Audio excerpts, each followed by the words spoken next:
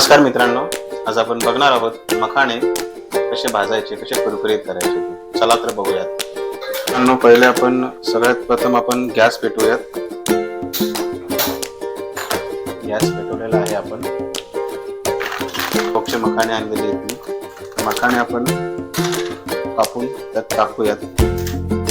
ज्याला जसं जमेल तसं माणूस करू शकतो. मला मधुमेह असल्यामुळे मी हे विदाऊट तेल, विदाऊट तूप टाकून सुद्धा तुम्ही हे भाजू शकता.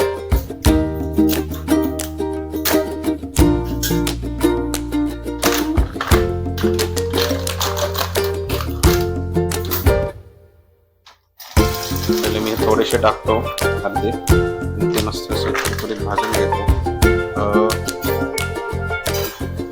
मंद आचेवर किंवा थोडीशी आच जास्त करून आपण ते भाजणार आहोत. भाजताना खाली पहिले तूप टाकायचं. ज्यांना तूप हवं असेल त्याने तूप टाकायचं. तूप पूर्ण मेल्ट होऊन द्यायचं. त्याच्यानंतर त्याच्यामध्ये असे परतायचे. खाली लागू नये, करपू नये म्हणून हे परतायचे. मी आता इथे थोडी जाड अशी कढई घेतलेली आहे. तुम्ही पातळ कढईत सुद्धा करू शकता, तव्यावर सुद्धा करू शकता. असे मस्त भाजायचे.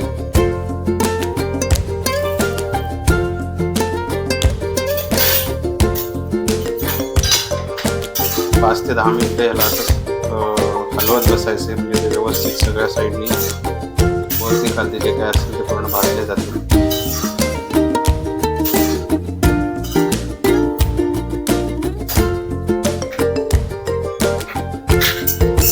हे आपण असे परतून घेत आहोत. हे तुम्ही असेही परतून घेऊ शकता तुपात, किंवा असे गरम करून त्याच्यामध्ये मेयोनीज, चीज वगैरे टाकून त्याचा मस्तपैकी तुम्ही एक डिश सुद्धा तयार करू शकता, तुम्हाला जसे हवे तसे. पण ज्यांना मधुमेह असेल त्यांनी हे टाळावं. त्यांनी फक्त मीठ आणि जमलंच तर आपली मॅगी मसाला किंवा चाट मसाला वगैरे टाकून एन्जॉय करू शकता. आता हे बऱ्यापैकी गरम झालेले आहे.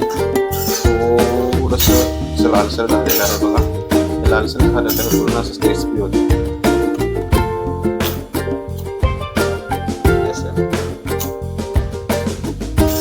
क्रिस्पी झालेलं आहे. तर मी याच्यात उठतो.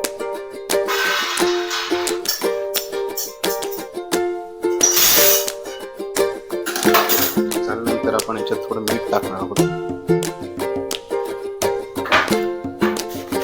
तुम्हाला हवं असल्यास तुम्ही मॅगी मसाला टाकू शकता,